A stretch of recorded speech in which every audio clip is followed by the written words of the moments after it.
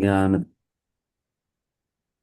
ज्ञानतिमिरन्दस्य ज्ञानाञ्जनशलाकया चक्षुरुन्मीलितं येन तस्मै श्रीगुरवे नमः।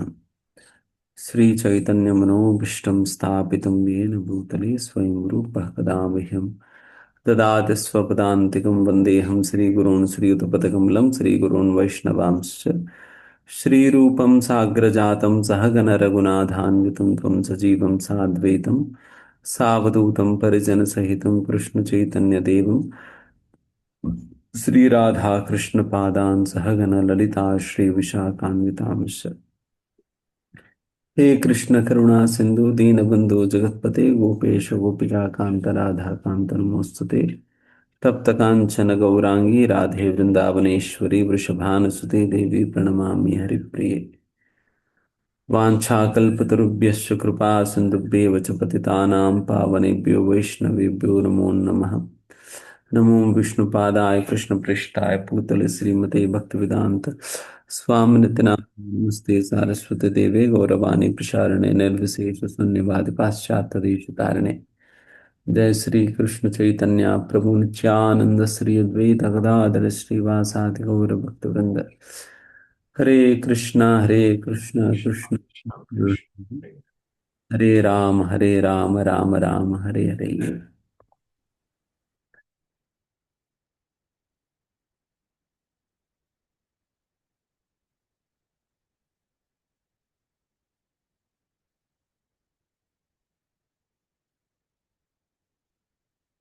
Okay, Hare Krishna.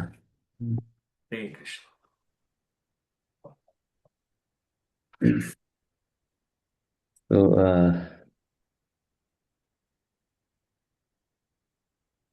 as I was asked to speak upon the importance of Srila Prabhupada's books,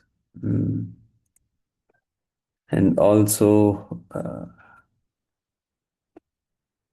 little bit about how to study Srila Prabhupada's books. So we'll say, I mean, whatever possible, we'll try to cover because it's a wholesome seminar to actually discuss about Srila Prabhupada's books, its importance, and how to read Srila Prabhupada's books and all. So, if we were to discuss on the importance of Srila Prabhupada's books as the very title of this session that Prabhuji named rightly says, the whole movement is actually built upon these books, and that's why it is very famously said that books are the basis. It's, yes, definitely the books are the basis on which this whole ISKCON movement was built upon. Actually, this is true in literal sense as well, because when Srila Prabhupada was about to come to US for starting of this movement, all that he brought to US was 40 rupees in hand and 200 sets of Bhagavatam first canto. And the other day, some time back, I mean, I got to hear from one person. You must have heard of Fogla Ashram in Vrindavan. The trustee of the Fogla Ashram, he used to run he's basically a native of Delhi, and he used to run a business there out in Delhi. When Srila Prabhupada was about to leave for US, then he wanted to print these books of Srimad Bhagavatam in English, the first canto. Then he was looking for a sponsor who can help him print these books. Then, in the course of approaching a sponsor, Srila Prabhupada goes. He somehow knew this gentleman, so he goes to his shop. And lately he finds that that very person with whom Srila Prabhupada wanted to meet was actually out somewhere. And Prabhupada, and because that person's son was there sitting in the shop, he told, I mean, Papa has been, I mean, he went somewhere out, so please kindly wait for a while. Then Srila Prabhupada sat down and he waited. Mm. And that little while went so long that Srila Prabhupada had to wait there until it was evening. Mm. And only then, because I mean, in those days there were no mobile phones and all to inform ki, I mean, Papa's so and so Swamiji has come. Mm. Srila Prabhupada has to literally wait all that. I mean, this whole story was being narrated by that small little boy who was sitting there. Mm. Then, then after the the shop owner came back to the shop, then he asked, mm, "Yes, Swamiji, I mean, you have been waiting for me since the morning. So, please let me know how can I serve you?" And immediately after that, the gentleman asked Swamiji, just before you say anything, I just wanted to know whether you ate something since the morning or not. Then Prabhupada said, no, I haven't taken anything. So he was literally fasting the whole day and sitting there waiting for this person to come. He did not have anything. Because this boy, being a small little boy, he did not have the manners of asking for some milk or something. Then immediately this person asked, "Arey Swamiji, bada apradh ho gaya. So please let me know how, I mean, would you like to take some milk or what?" Then immediately he got some milk, and that was the very first glass of milk that Prabhupada drank on that day. Then this person, moved by Srila Prabhupada's dedication and devotion, then this person asked, Swamiji, please let me know how can I serve you? Then Prabhupada told, ki, yes, I'm looking for a sponsor who can help me print books of Bhagavatam. I want to print these books in English. Then this woman, Swamiji, who in this world will read Bhagavatam in English? Mm. People are not ready to read in Hindi and you are printing in English. Who is going to read this? Then probably, no, this is the order of my spiritual master to print books in English and preach in English. So I'm going to do this, no matter if I find somebody to read it or not. I'll have to do it. For this conviction, when Srila Prabhupada told, then I mean, hardly we have any printing press who can print books in English. Then Prabhupada told him, no problem, I'll find one, but you help me sponsor. Then this one, okay, then okay, although I may not sponsor it all alone. I have my friend, we both together will sponsor your books. With this, Prabhupada was very, very happy. And finally, he got his 200 sets of Srimad Bhagavatam printed. Mm. And all of the story was narrated to us when we had an ICC meeting in Fogla Ashram.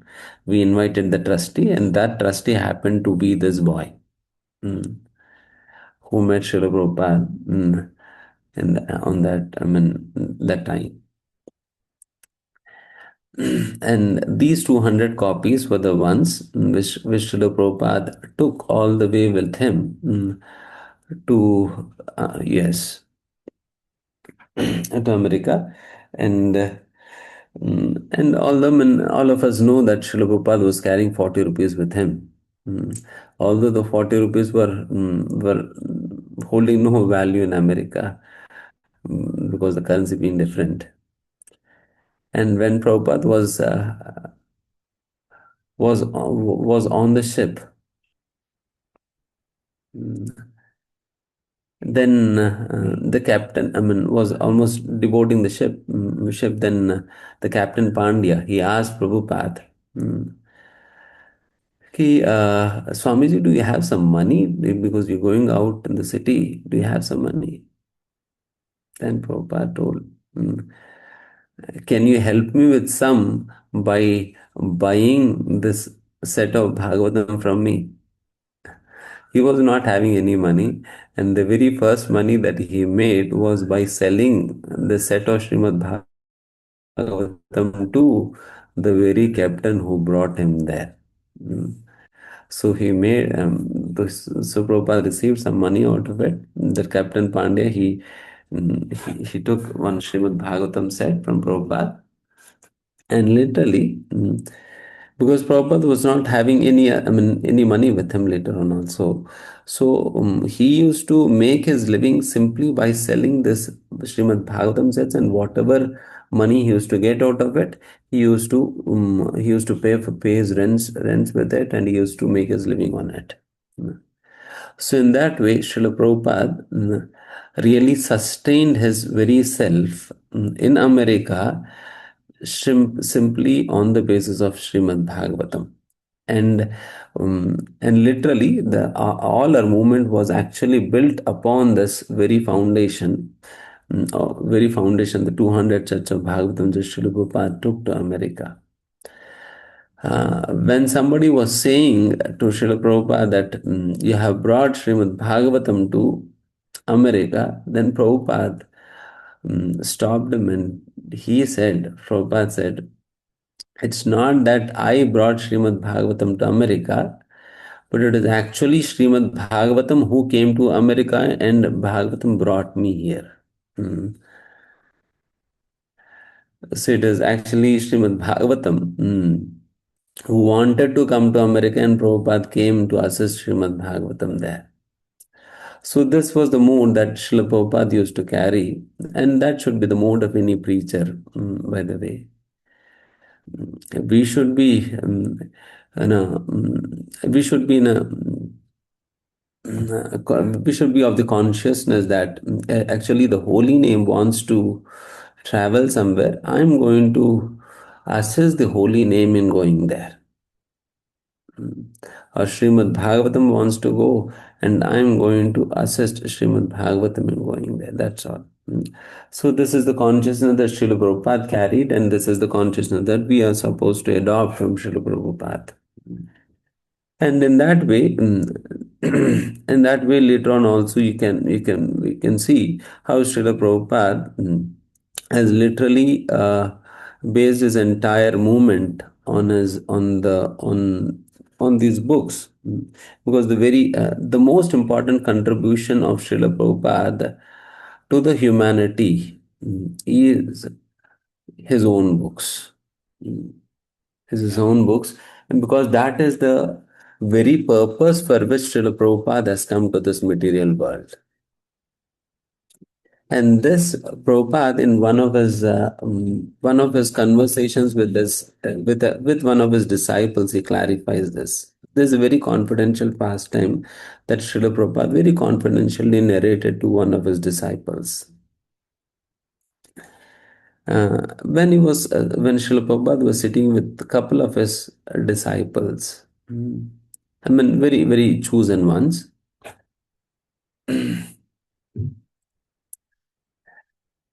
Then Prabhupada told, hmm,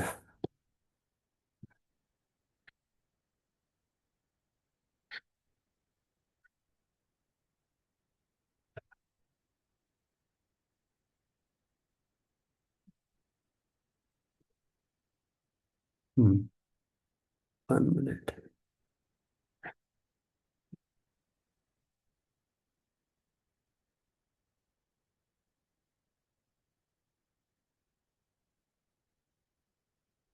Hmm. And this was narrated by Srila Prabhupada to Bhavanand Prabhu and Upendra. Hmm. And these are exactly Prabhupada's words. Srila Prabhupada says, this world is a horrible place. But Lord Krishna said to me,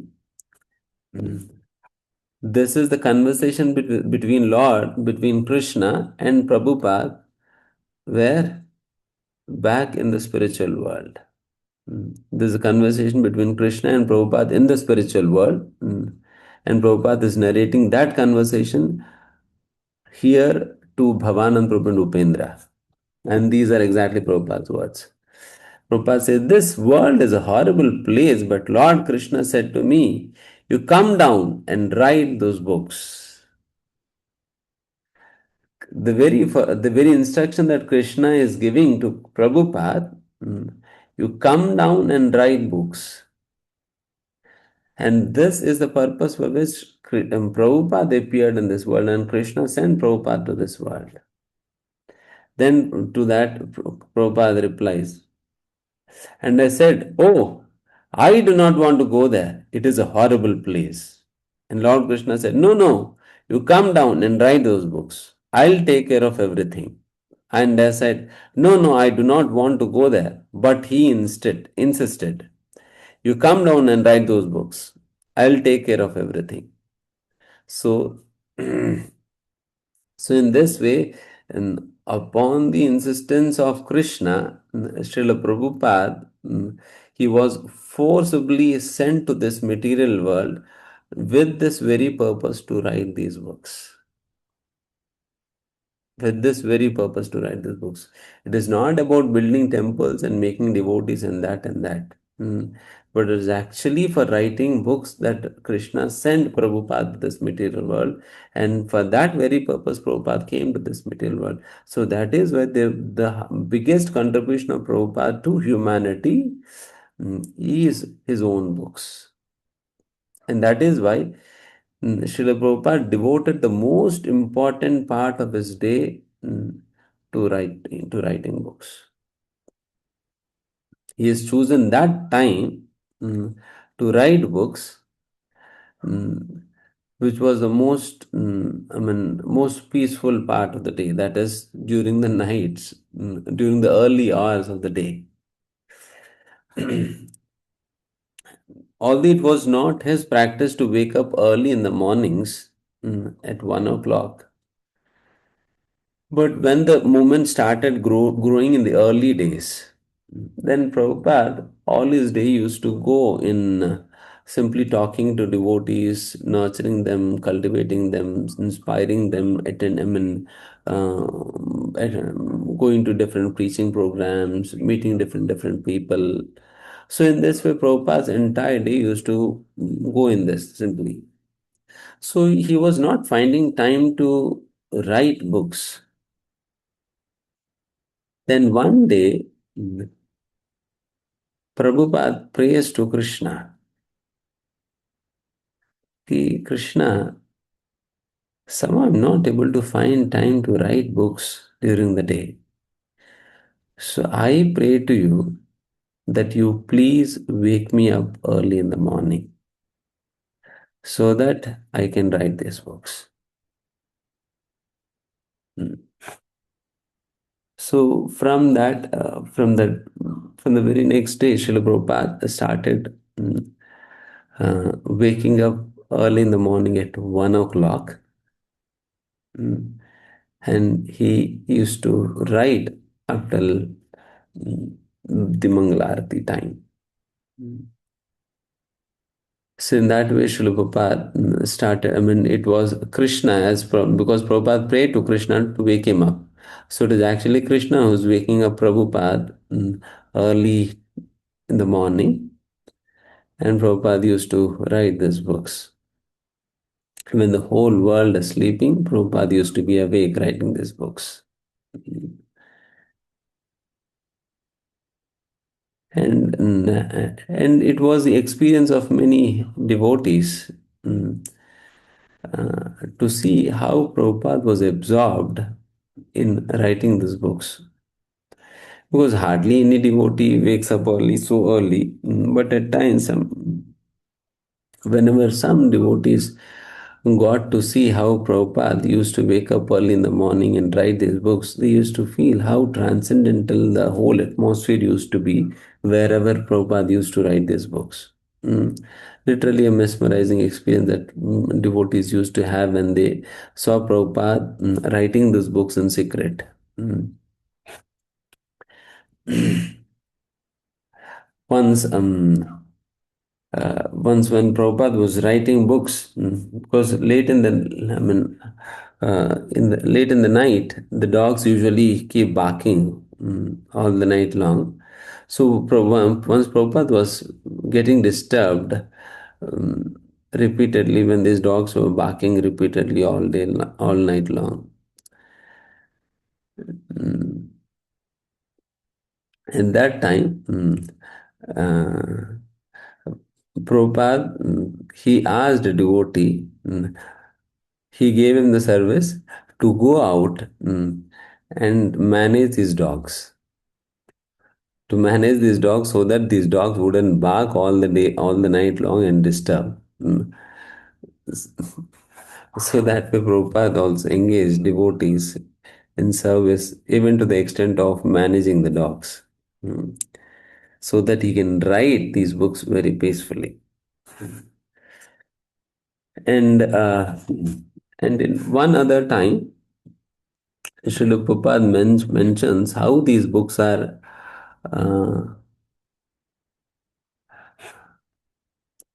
transcendental. This is a conversation of Srila Prabhupada um, with Bhagavat Prabhu.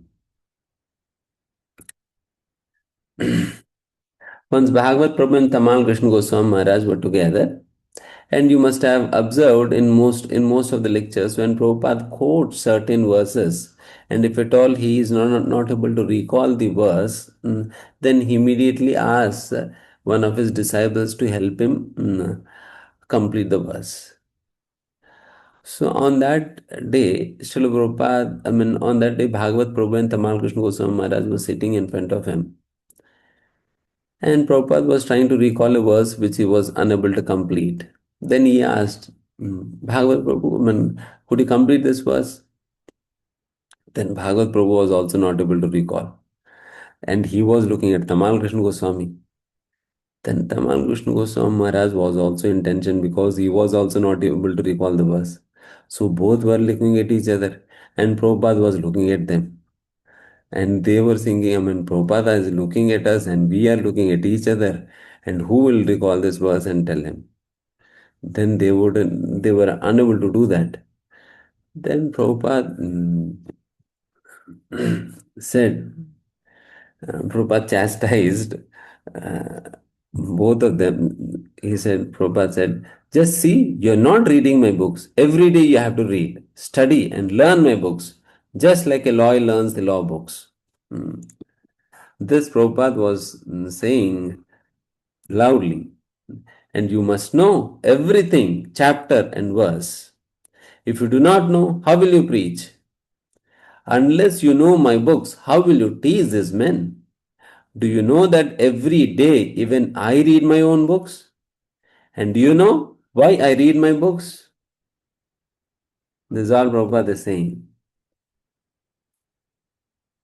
We didn't want to venture any answer. Prabhupada said. So Prabhupada reveals a very confidential thing here. Hear it carefully. Prabhupada said, I read my books every day because even I learn something new when I read my books. These are not my books. I do not write these books. Every morning when I sit here to write my books, Krishna comes personally and dictates to me what to write. I simply take dictation from Krishna to write these books. Therefore, when I read them, even I learn something. These are Prabhupada's words exactly. Mm. Prabhupada here admits that Krishna is the one who personally comes every morning. Every morning, Krishna personally comes. When Prabhupada says to write books, Krishna comes personally and Krishna dictates. And whatever Krishna is dictating, and that very same thing Srila Prabhupada is simply writing down as Ganeshji has written Mahabharat when Vyasdev was dictating. Vyasadeva used to dictate and Ganesh used to write Mahabharata. And here Krishna was dictating and Srila Prabhupada is writing. So in that way, Srila Prabhupada says that these books are not actually his books. Rather, these books are actually Krishna's books. And that is why Srila Prabhupada himself he used to every day read his own books. And Hari Shauri Prabhu in one of his sessions he was sharing that I mean hardly we see any author reading his own books. Hardly we see any because they are his own books, and why would an author read his own books? Because he knows everything what is in there. Mm. But it is actually only Srila Prabhupada who reads his own books that too every day regularly. Every day he used to read, and that too not with an author's mentality, not with an author's mentality to find some errors in the book and to find some spelling mistakes, grammar mistakes, or some conceptual mistakes here and there. Not to find mistakes, that means not to find some editing mistakes. Rather, Srila Prabhupada used to relish reading his own books. He used to relish. It is not simply for making some this editing work. Rather, he used to relish reading his own books. Mm. And Hari Sauri Prabhu recalls many instances when Srila Prabhupada, out of great relishment, he used to share certain things with Hari Sauri Prabhu.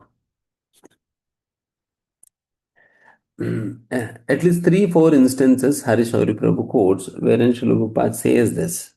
Mm.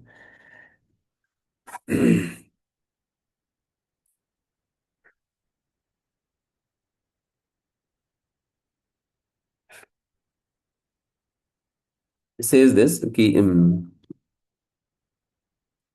while he was just reading these books with great relishment, he suddenly calls Hari Shauri Prabhu and he says, then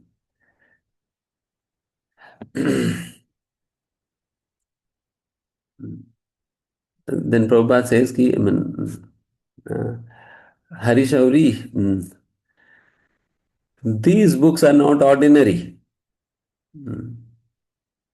And one can be delivered simply by reading these books. What to say about reading this book? If he reads even one chapter, he'll be delivered. What to say about one chapter? If he reads one page, that is enough. What to say about a page? If he reads one sentence, that is good enough. And what to say about one sentence, even if he comes in contact with one word, that is also good enough. And this, so who would say this? Not an author who is simply reading it to find some editing mistakes. Rather, only a person who is actually relishing, he would say like that. And this Harisari Prabhu recalls him in multiple times. Prabhupada repeated the same thing with Bhagavad Gita, with the nectar of devotion, and with Srimad Bhagavatam. So in that way, Srila Prabhupada himself used to relish reading his own books. From all of these instances that I was quoting about Srila Prabhupada, and so I want to make this point that Srila Prabhupada's books are not ordinary. And secondly, Srila Prabhupada himself used to read his own books and show us with his own example that how important it is to read his own books. And I quoted the instance of Tamal Krishna Goswami Maharaj with Bhagavad Prabhu, wherein Srila Prabhupada emphasized how important it is for devotees to read books, and especially because Prabhupada and Chaitanya Mahaprabhu is expecting that each one of us will become a guru, or in other words, a preacher. Because it is the desire of Chaitanya Mahaprabhu, no? That every one of us become a guru. Mm. And who can preach? And only a person who reads Srila Prabhupada's books regularly, only such a person can preach regularly. Preach nicely. So in this way, so it is very important to read Srila Prabhupada's books.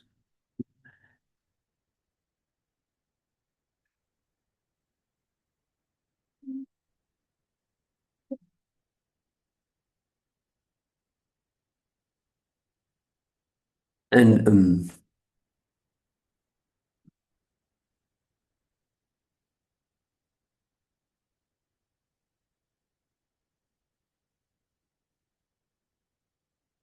and Prabhupada says, I mean,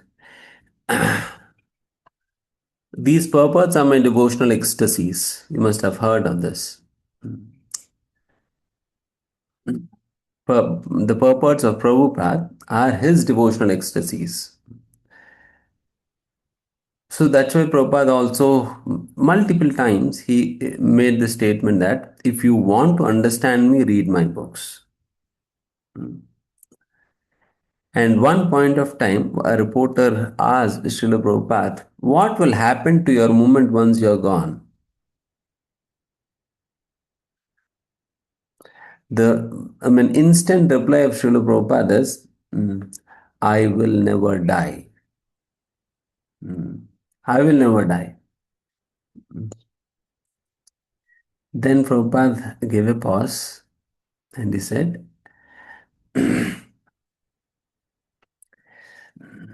I will continue to live in my books.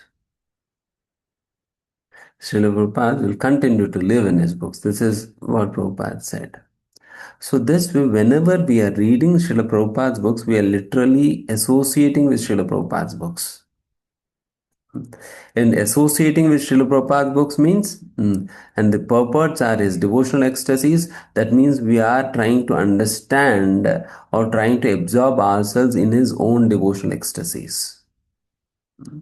So, in that way, it is very, very important to read Srila Prabhupada's books. Just like it is said that Prabhupada, these purports are his devotional ecstasies. Mm. You must have heard of the pastime of Narottam Das Thakur and Chaitanya Mahaprabhu. Chaitanya Mahaprabhu, when he goes to Keturi, then Chaitanya Mahaprabhu takes bath in Padmavati river. And while taking bath in the Padmavati river, Chaitanya Mahaprabhu, in great ecstasy, he raises his arms and starts calling out while he's taking bath in the river. He starts calling out, Narottam, Narottam, Narottam. So people were amazed to see, who is this Narottam that Chaitanya Mahaprabhu, he is calling him so feelingly. Who is that fortunate one whom Chaitanya Mahaprabhu is remembering in such great ecstasy? Because Narottam Prabhu did not take birth at that time. He was not there. But still Chaitanya Mahaprabhu was remembering him while he was taking bath. And with this, Chaitanya Mahaprabhu has actually left Krishna Prema in the waters of Padmavati for Narottam to take later on. So in that way, Chaitanya Mahaprabhu left Krishna Prem in the waters of Padmavati river, and later on, when Narottam Das Thakur he goes to Padmavati river, and when he takes a dip in this river Padmavati, then as soon as he takes a dip, as soon as he comes in contact with the waters of Padmavati river and he takes a dip, so Narottam was overflown with ecstasies and with spiritual ecstasies, and he was filled with Krishna Prema. And this was that very Krishna Prema that Chaitanya Mahaprabhu left for Narottam in the waters of Padmavati. So, in that way, just as Narottam Das Thakur received Krishna Prem from Chaitanya Mahaprabhu through the waters of Padmavati river, similarly, Similarly, Srila Prabhupada has left Krishna Prem in his purports. Mm. Similarly, Srila Prabhupada has left Krishna Prem in his purports because he himself has revealed that these purports are my devotional ecstasies. Just as Narottam Das Thakur received Krishna Prem by taking a dip in the waters of Padmavati, similarly, we would also receive Krishna Prem from Srila Prabhupada by taking a dip in the purports of Srila Prabhupada. So if we miss that, then we are going to miss Krishna Prem. So missing to read Srila Prabhupada's purport means missing Krishna Prem, nothing else. So if really Krishna Prem means everything for you in your life, because every day we say no, early in the morning, that attaining Krishna Prem is the goal of our life. If we really mean that if Krishna Prem is the goal of our life, then how can we afford to miss this chance of receiving Krishna Prem through Prabhupada's purports? We cannot miss this. So that's why every devotee who claims himself to be a follower of Srila Prabhupada should read Srila Prabhupada's books. And fortunately or unfortunately, now it has become kind of a fashion or a trend for people to read many other books than Srila Prabhupada's books. It has become a trend to quote Bhaktivinoda Thakur or this Acharya, that Acharya, this Tika and that Tika, mm, and these books and that books. But the thing is that Krishna Prem is in Srila Prabhupada's purports. Mm. So we cannot afford to miss that. So that's why even if you read some other books, we have to continue reading Srila Prabhupada's books. Mm. Srila Prabhupada, reading of Srila Prabhupada's books is our main course. Others are like starters or other dishes. But the main course is Srila Prabhupada's books. If we simply eat snacks and give up the main course, what will happen? We are taking appetizers, we are taking this drink and that drink, and we are leaving the main course. Mm. We are filling our stomach with appetizers and snacks, but we are not taking the main course. Then what will happen? Mm. So that should not be the case. Rather, we should make appetizer and appetizer only, and we should make snacks as snacks only. The main course should be main course. And what is the main course? A main course is Srila Prabhupada's books. If I mean, after devoting sufficient time for Srila Prabhupada's books, if you still are left with extra time, then you go for reading some other books. Then you can go for reading some other books, but not at the cost of reading Prabhupada's books. Although we might reach to great levels in Krishna consciousness, mm, but still we have to remain grounded, and we can remain grounded when we continue to read Sri Prabhupada's books, no matter whatever state of devotion we may attain later on as well. And this will keep us grounded. That's why we got to read Srila Prabhupada's books, especially every day, mm, every day without miss. Or else, as I've said, we'll be missing that Krishna Prem that Prabhupada has hidden in these purports.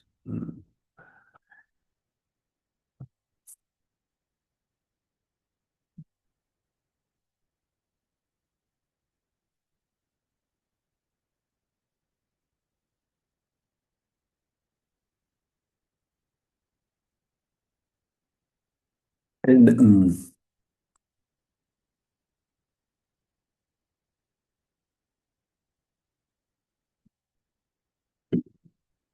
and Prabhupada says in one point, one instance, Srila Prabhupada says, ki,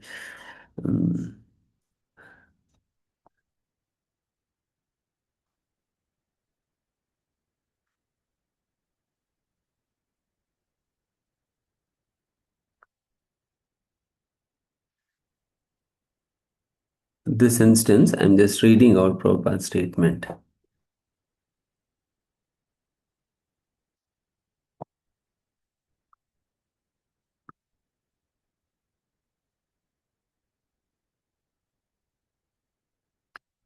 One devotee says, Prabhupada, and who's it? Rameshwar Prabhu. Rameshwar Prabhu, you must have heard of him. He's still there in Mayapur.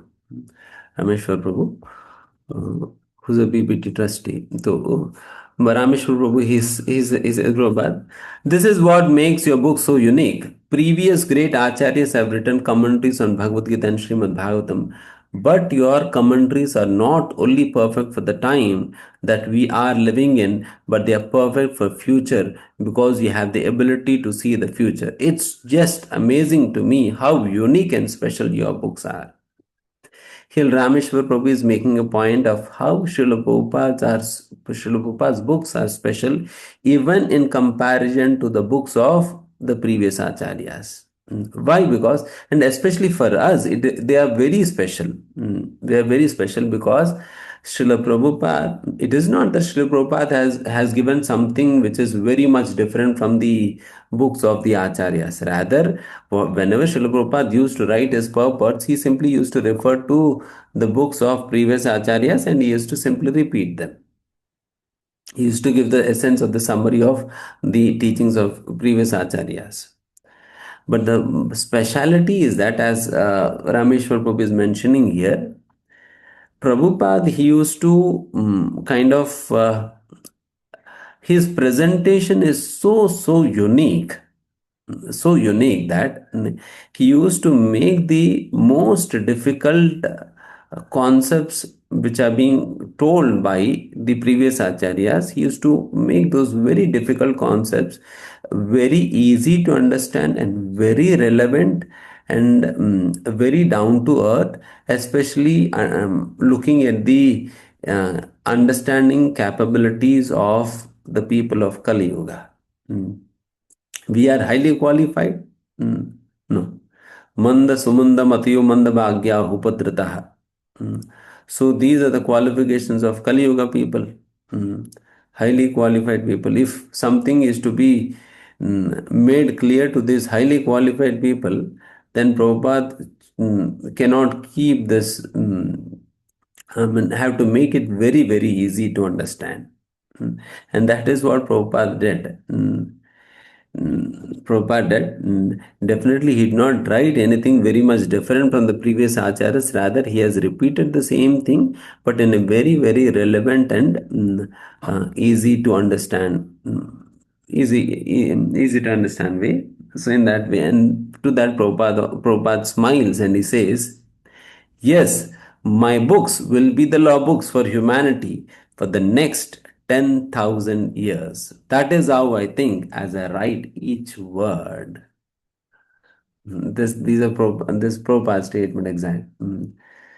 While writing each of the words, Srila Prabhupada is thinking that these books are going to be used as law books for 10,000 years to come. 10,000 years to come. With this futuristic vision, Srila Prabhupada is writing books so that these books will stand relevant for the 10,000 years to come. Because he is not just writing books for this for this short period time, rather for 10,000 years to come. Because these 10,000 years are said to be the golden period in Kali Yuga.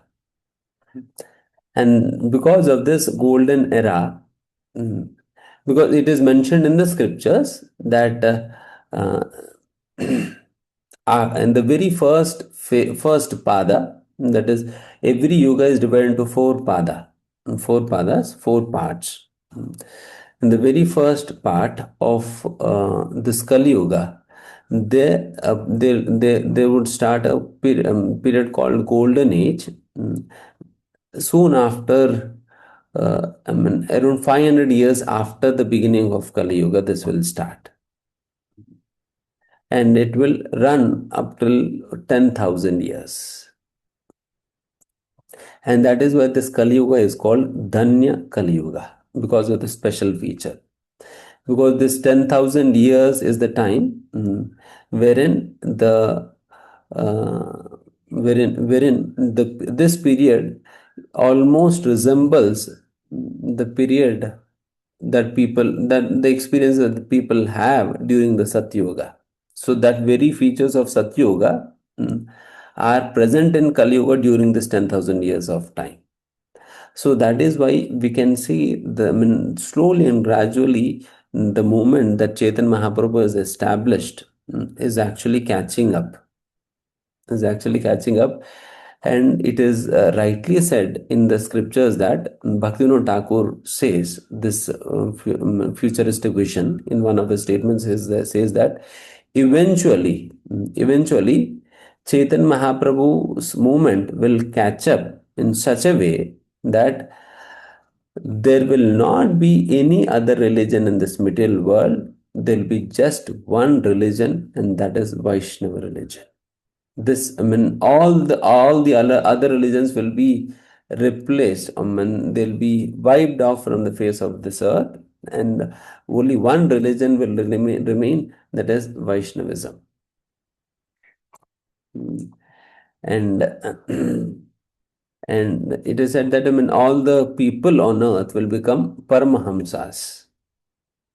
All the people will become. So definitely it is a day that we long to see, wherein everybody we come across, they'll be wearing tilak and kantimala, holding chanting bags, mm, in their hands, and they are running to office, and there'll be certain mm, just as in Middle East countries, they have prayer rooms wherein, and they also have provisions. I mean, they also have particular time wherein people can go and do namaz. Mm. So similarly, later on, once Chaitanya Mahaprabhu's movement catches up this whole world, then in companies we'll see places where people can sit and chant, places where discourses on Bhagavatam goes on, and places where people come together discussing Bhagavatam and all. And prasadam will be served in the companies.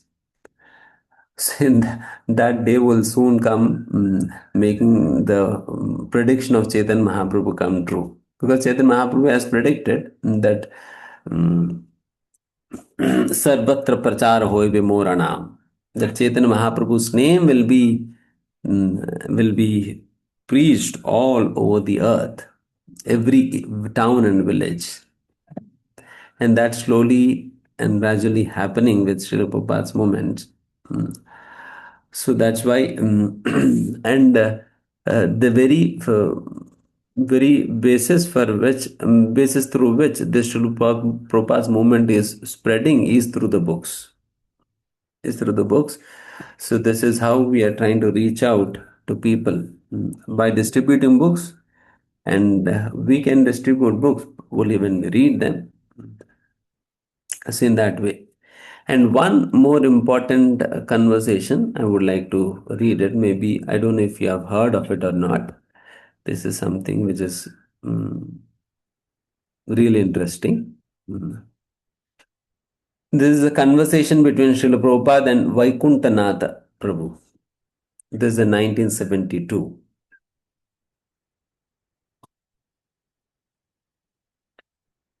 So this is a discussion just after Srila Prabhupada gave a series of sessions on nectar of devotion in Vrindavan. And this is a series that usually His Holiness Loknath Swami Maharaj Ji quotes, that this was just after his very first visit to Vrindavan and after his first meeting with Srila Prabhupada in Vrindavan. Sorry, his first initiation. 1972, Srila Prabhupada stayed for long in Vrindavan, and Srila Prabhupada used to conduct classes on nectar of devotion in the courtyard of Radha Damodar temple. And these classes, His Holiness Loknath Swami Maharaj also personally attended. And you also, even today, you can find a series, this series of Srila Prabhupada's lectures, Nectar of Devotion series.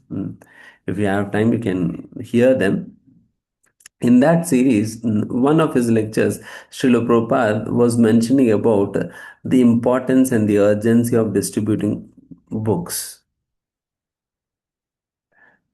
and in that very session, Prabhupada also made another statement, and also telling about the importance of taking initiation. Mm, how it is all, how I mean, how important it is to take initiation. So after these two statements were made, one is importance of distributing books and the other is importance of initiation. Vaikunnath Prabhu goes up to Srila Prabhupada and says, Prabhupada, what is the use of distributing these books? Because if a person doesn't get initiated, then how come will he be connected to Krishna? There's no connection with Krishna. Then when we distribute books, we simply give away the book and come back. We simply give away the book and come back. And his connection with Krishna is not being established to the parampara because never knows whether he'll get initiated or not. And to this, Prabhupada replies this way. Hear this carefully, very important thing.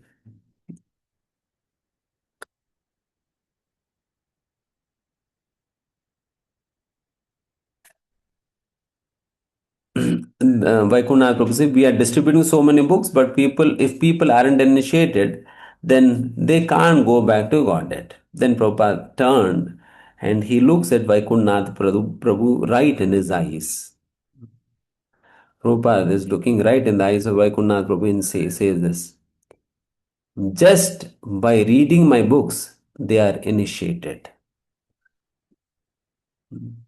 This is a statement of Prabhupada. Just by reading Prabhupada's books, Prabhupada is saying they are initiated. They may not have undergone the very formal process of yagya, name giving ceremony, this, kantimala, this and that. They may not have undergone. But Prabhupada is accepting this fact that just by reading Prabhupada's books, they are initiated.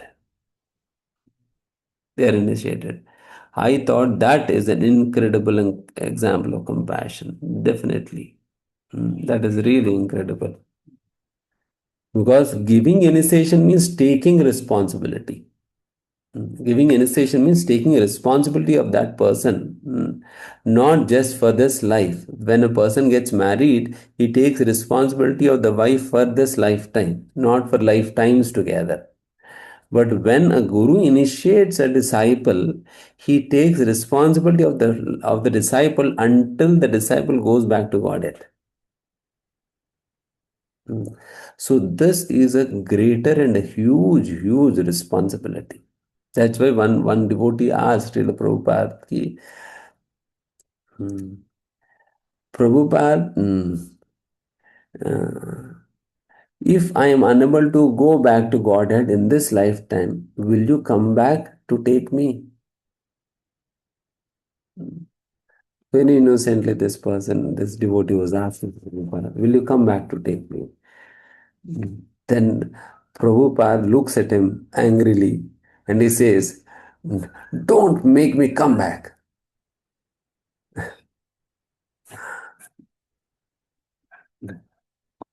Don't make me come back to this material world.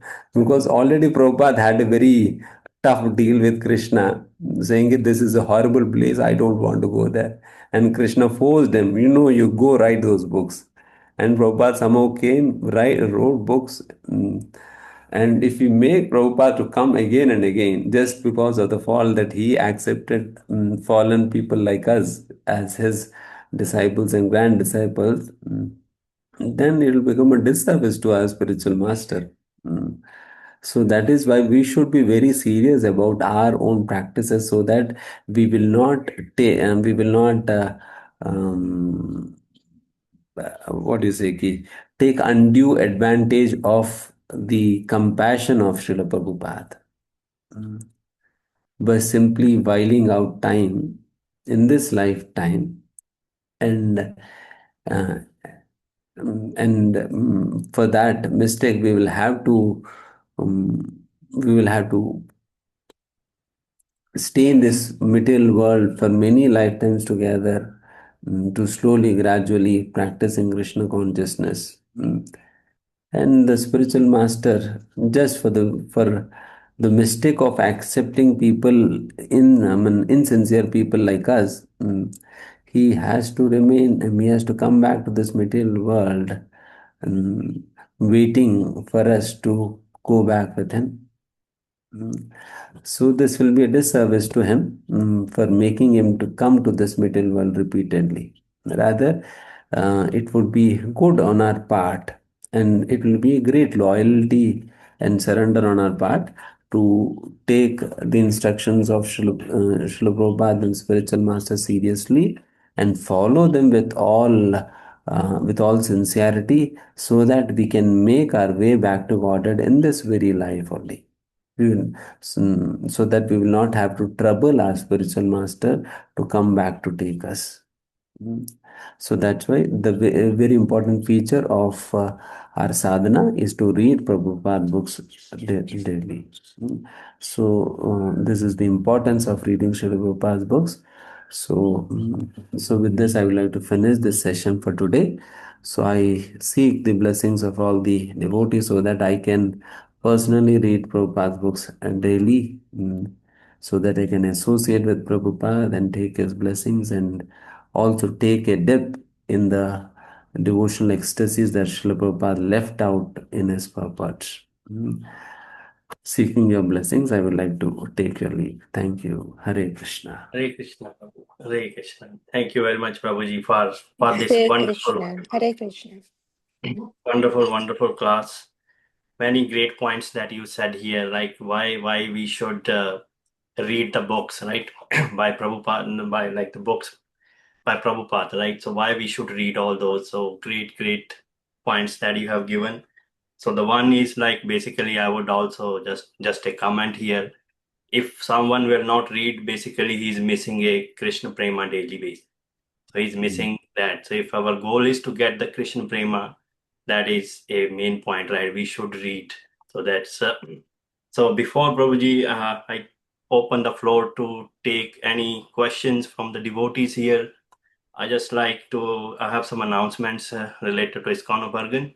So I just need your permission so I can share those with Sure. all. Thank you, Prabhuji. I'll share my screen here. So we have our website iskonofbergen.org, where we have listed all our program that is happening now. Wednesday Sangha, right? And then we have a very special program this coming Sunday, our special Sunday School Gala, which is, and here one thing to note is the time change. So the program on this Sunday for the Sunday School Gala will start at 4 p.m. instead of 4:30 p.m. So one note, 4 p.m. the starting time for this Sunday for special gala program. And we have a weekly Bhakti Vrikshas happening every Friday, different locations. We have a daily Bhagavad Gita reading from 12 Monday to Friday, 12 p.m. to 12:15 p.m. We have our daily morning meditation japa session happening from 6 a.m. to 8 a.m. Eastern time. You can join. So it's on the same Zoom. We have a ISKCON calendar where you can see all the important events, dates like Ekadashis, and any previous classes or any programs that happened. We have all those classes listed here that you can go back and listen. And we also have our beautiful Radhe Shyam Melo 2026 highlights available here for you to watch. So, and also one more announcement related to Rath Yatra in Atlantic City, which is happening on June 27th. June 27th on Atlantic, it's Atlantic City, which would be on the Broadwalk from Michigan Avenue to New Jersey Avenue. And the Yatra is starting at 2 p.m. and onwards. So I encourage devotees to please join that Rath Yatra, Jagannath Rath Yatra, June 27th. With that, I will stop here and open the floor for any questions. Any devotees or have any question, they can raise their hand or unmute. All right. Ramchandra Prabhu, please go ahead. Hare Krishna. Vanatana, Prabhupada. Thank you for encouraging us to read, or remind us, I would say, to continue reading along with reading other books as well. Can you please tell me where that Prabhupada mentioning that Krishna told me, because it's very important to reference that in our talks also, so to encourage devotees. And also, I remember one time some devotee asked Prabhupada that, Prabhupada, who are you in the spiritual world? And Prabhupada said that if I tell you, you will fall from your chair, something like that. But I was wondering, have you read anywhere or heard anywhere that Prabhupada mention who he was in the spiritual world? And Krishna's telling you. I don't think Prabhupada ever revealed that, but just curious. I mean, I haven't read anything in that sense, wherein Prabhupada has very clearly said who he was exactly. But I have heard but I've heard seniors quoting two instances. One of the bhajans that Srila Prabhupada wrote. Mm, mm, he remembers the days where he remembers about, he kind of recalls uh,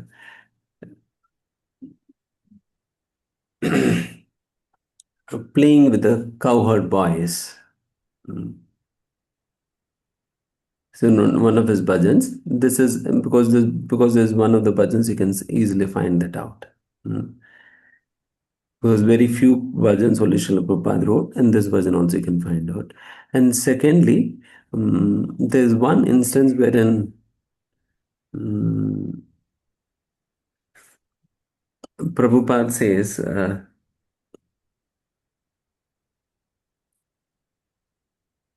That was also shared by a disciple, wherein Prabhupada says that he was playing with the cowherd boys there also.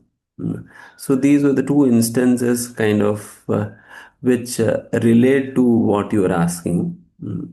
But very explicitly, I haven't heard of anywhere Srila Prabhupada saying, clarifying who he was actually in the spiritual world.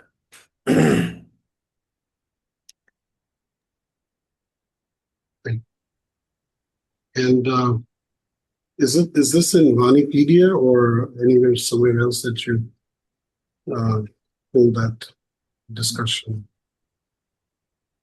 Which discussion, Bhavji? This one, Krishna dictates or? Yes, that Krishna asked me to go. Yes, one of Srila Prabhupada's conversations, you can find this. Okay. Conversations, you can find that. That's why I read out that statement of Srila Prabhupada in that. Yeah.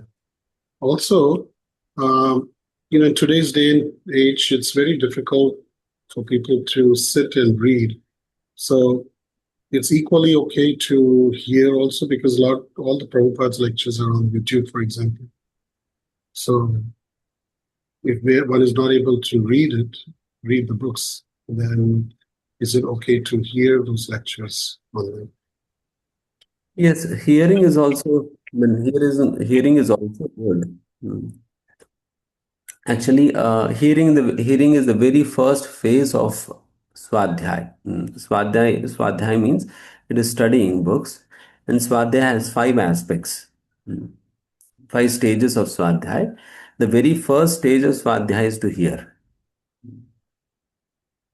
So, in that sense, hearing is also very good, especially for the beginners.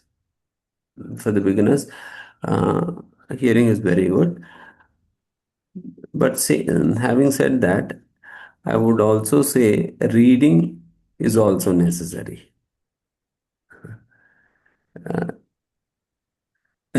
because Srila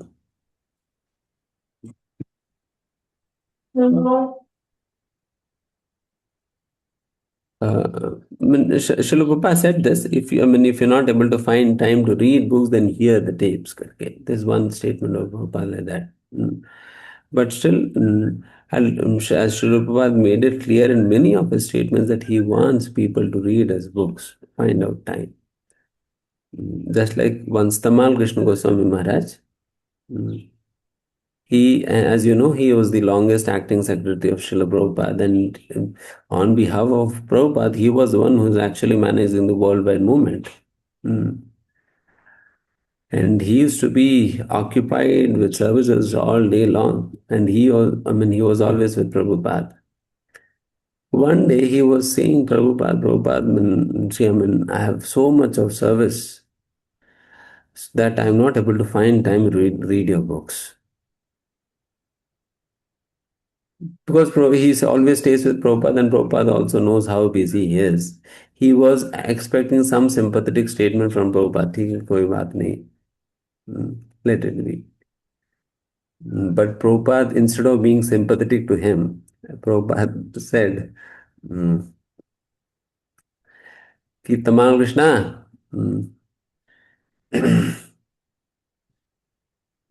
better eat less and sleep less, but read my books. You may have to sacrifice your eating and sleeping, no problem, but don't give up books. Prabhupada did not ask him to sacrifice service. This is the interesting matter. Prabhupada did not say to Tamal Krishna Goswami Maharaj to reduce his service. Rather, Prabhupada said, continue doing the service, rather than decreasing your service, you decrease your eating and sleeping, and then read books. But don't give up reading. So that way Prabhupada was very particular about this instruction to read.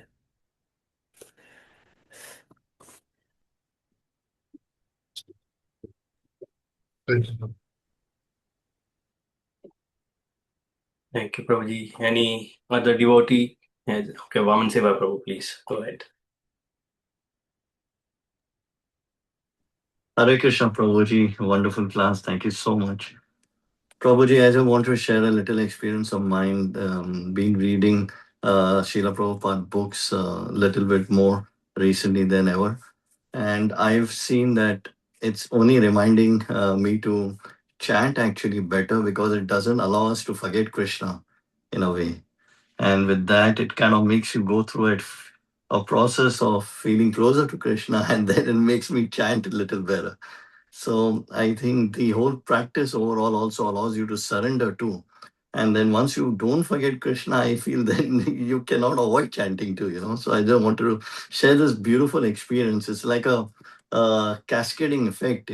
Read books, don't forget Krishna, chant, then, it's kind of, it's a beautiful process. And many books are there. So there's so much to cover, and one lifetime is not enough. Thank you so much for bringing this conversation and allowing us to make sure that we don't forget reading books. Thank you. Hare Krishna. Thank you. It was a very nice experience. In support of your experience, His Holiness Shivaram Swami Maharaj makes a statement in one of his books, Shuddha Bhakti Chintamani. He makes a statement.